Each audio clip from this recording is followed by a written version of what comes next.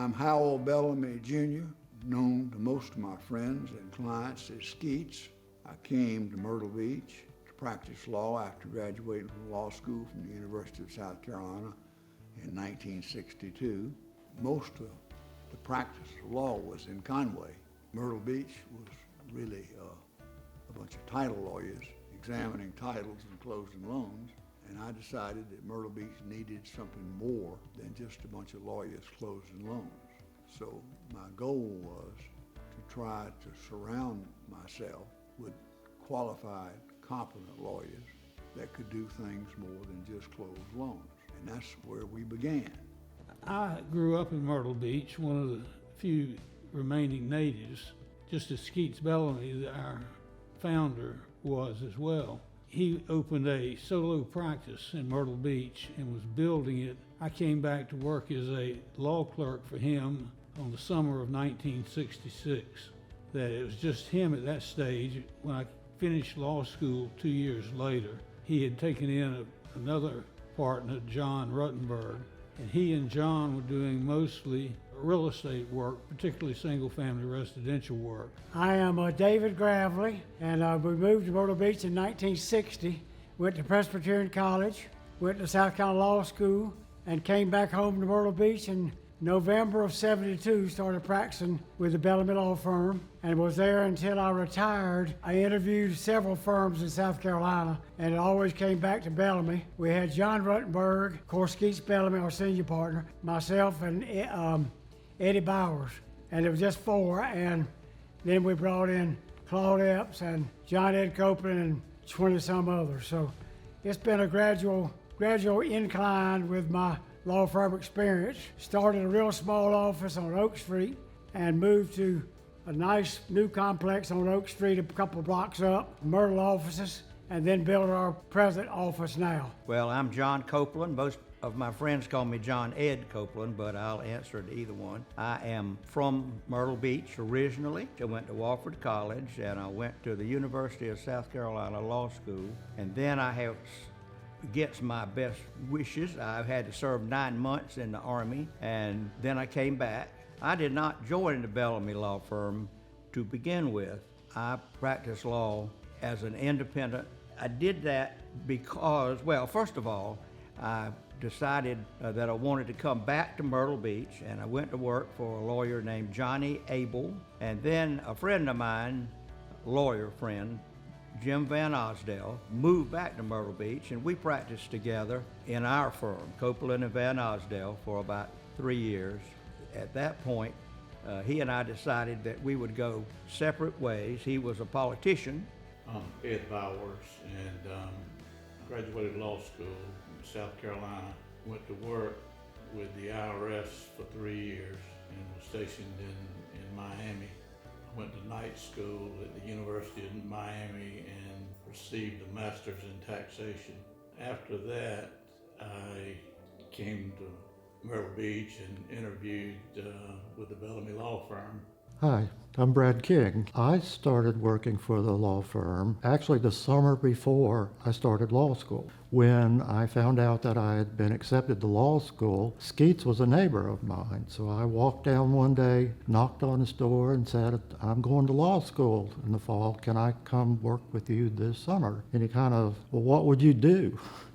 And I said, well, I can run errands, be a gopher, whatever you guys want. And I said, I just want to learn how a good lawyer runs a law firm. And so he said, well, let me talk to the others about it and I'll call you back. A few days later, he called and he said, yeah, you can come work for us, but I'm only going to pay you $30 a week and you probably won't be worth that. The first thing he asked me to do was to go to Conway and make a copy of a deed. Well, he didn't tell me deeds were 3 pages. I had never seen a deed before. So I made a copy of the first page, brought it back, and he looked at me and said, what's wrong with you? Where's the rest of it? In the car I got and went back to Conway to get the other 2 pages of the deed. Continued working for the law firm all the summers I was in law school. And with Skeets and John Ruttenberg, they taught me how to search titles. I eventually, when I got out of law school, spent a great deal of my time, most of my time, in the courthouse doing the real estate work, mainly for Skeets and John Ruttenberg, some for Claude.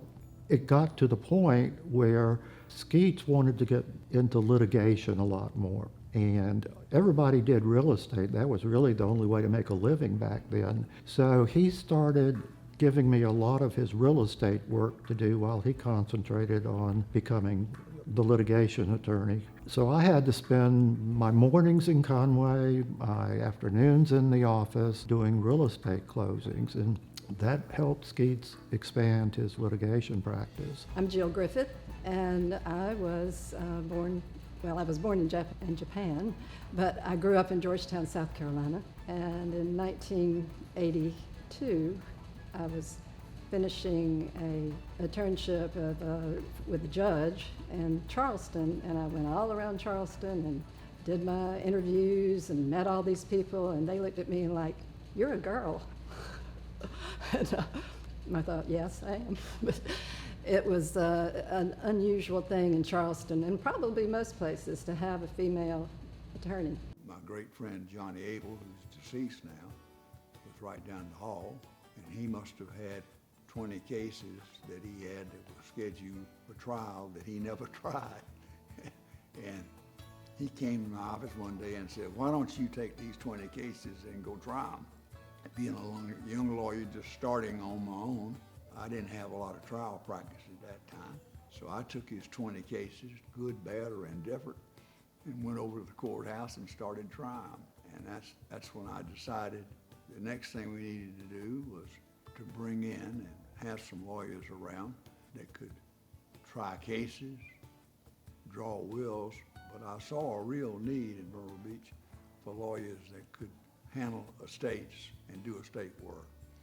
And that's when my good friend Claude Epps came back and decided to come and practice with me. And John Ruttenberg was already there, and John was doing a wonderful job handling the loan practice. And we all were doing loans, but Claude was doing estates and whatever, and I felt like we were starting to be something more than just a one-man law firm, and I was tickled to death to have qualified guys like Claude and John.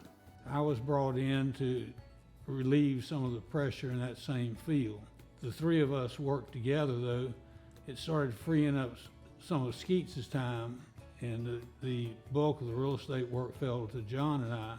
The need for other client services was also growing with the growth of the small firm, that I, for one, branched out into probate work, estates, and estate planning, continued to do my share of the real estate. As we kept going, though, there was obviously a need for additional attorneys. And of course, during every attorney you add staff as well, so our family was growing. And that's the way we grew. It was a need to provide services to our clients, that we didn't necessarily go looking for new fields to increase our practice or monetary intake, but rather wanted to make sure that anybody that walked in our doors could be serviced within our firm. And we went for a while doing that, and then we brought in David Gravely, my great friend. Claude and John and I and David talked about what we could do that wasn't being done in Myrtle Beach, and there wasn't anybody doing tax law or corporate law in Myrtle Beach at that time to provide the community with such type lawyers. And we were fortunate to find Eddie Bowers, who came with us, who had been with the IRS, the old Columbia boy, hunting partner. It seemed like we always tried to get folks that like to hunt and fish to come join the firm. And so here we got Eddie Bowers, and that's kind of how we went. But the rule I had that I thought was very important, we never hired a lawyer to join the firm. He or she didn't get 100% of the members of the firm. I decided on the real estate work. I didn't think I had what he had to stand in front of a judge and a jury, and the confidence to do it. And I really liked the real estate. So I made a choice to continue in real estate. Continued in real estate for 46 years. There was no such thing as a computer back then. In fact, they didn't even have copy machines in the courthouse. When I was doing title work back then, I had to take tracing paper with me to trace the plats because you could not get a picture made or a photo made of it when I was there. It's been a family. I think it still is a family, and I hope it continues to be a family. At that time, we're able to represent people who had either tax problems or business problems. We had 5 partners, and at that time, each one of us was doing something different. We communicated on everything that was going on, and we would sit around after work, all 5 of us, and talk about what we were involved in. And I think each one of us learned by those experiences, put us in a position where we were better qualified to talk to any client about any type of activity. We grew with, as the attorneys grew, we grew with an ability to handle a wider range of possible, any type possible business activity. 5 pretty young lawyers who were just getting into the practice of law. We surrounded ourselves with really good people, smart people, a whole lot smarter than me. And we got some really good tax lawyers, some great estate lawyers, some really good real estate lawyers, developers, all that field. And the litigation went strong too. So I mean, we've been around a long time, and it's grown. I think our firm could do a little bit of anything and everything, and they do it well. That's the thing that's amazing. I mean, these big, huge firms, mega firms have come to Myrtle Beach, and a lot of times they'll end up dealing with us completely because they know we know the territory, the background, the people, and know the history. A really good thing and helpful. It's been a great experience being with the Bellamy Law Firm. I went back into solo practice, did that for about a year or so, and decided I would rather be in a firm. And so I went out with my good friend Claudette, who was and still is, until his retirement anyway, member of the Bellamy Law Firm. And on one of our deep sea fishing trips, we agreed that maybe I should see about joining the Bellamy Law Firm since I wanted to go into a firm. And we talked to Skeets, and he said everything was fine with him. I was lawyer number 7, I remember that, because that was the James Bond era, and I was 007. Anyway, was the best move I ever made. A caring bunch of people, but everybody was fun. We were friends as well as law partners. As our clients grew and their businesses grew, then we had to grow with them. We added tax and other departments within the law firm. And our mantra during those periods was to do a very good job. If you couldn't do a good job, just don't do it, because it was so important to our clients. And to give a full service and to do it at a price that our clients could afford was very successful, and we continued to grow, and that's how we did it. So one day I got a call from Judy Johnson, and she said, the law firm is really needing to have a new attorney. Would you consider coming to Myrtle Beach? And I said, absolutely, I'll come. What would I do? And she said, you'd take over timeshare. So I came down and met them on a Saturday at lunch. I remember the sandwiches and the little conference, not in the kitchen, back on 16th Avenue. And they all came in on Saturday, and when I left, I had a new job, which was great. Working with John Rittenberg, who is the character and was always a character. And he said, okay, you're going to take care of timeshare, so I'm going to show you this. And that was about an hour. And then you're in charge. So immediately I had, I think, 5 people that I was working with, because it was a crazy time. And that year of timeshare was growing so quickly. And it was an unusual time. At that time, there were probably maybe about 20% of female lawyers were in law school. It was still kind of unusual. But one of the nicest things is I came to Bellamy Law Firm, and there are already 2 women attorneys, so that was really nice to have that.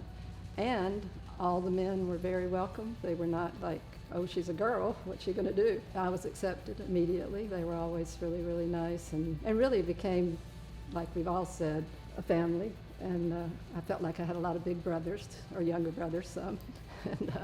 And it was a really good opportunity for me.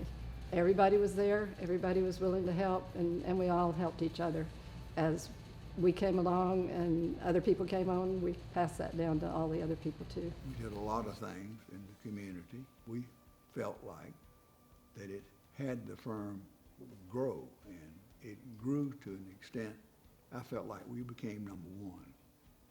And I felt like that it's not in the sense that we were number one, it's just the quality of work that was being turned out by those lawyers that had joined us. And I know I haven't named everybody that has come. They were all special, and they all became special and looked after each other. We built our practice in the community, and we represented banks, we represented developers, and we did a lot and are still doing a lot. Although I am now retired on the sidelines, and my good friend Edwin Hines is heading up the firm and doing a good job, and the firm has a good reputation in the community. And we got to where we were having people in Conway and other parts of the county come to the firm. We ceased being just a property firm. We became a law firm. And for that, I'm forever grateful. I'm very proud of what they're doing in the community. And that's about it.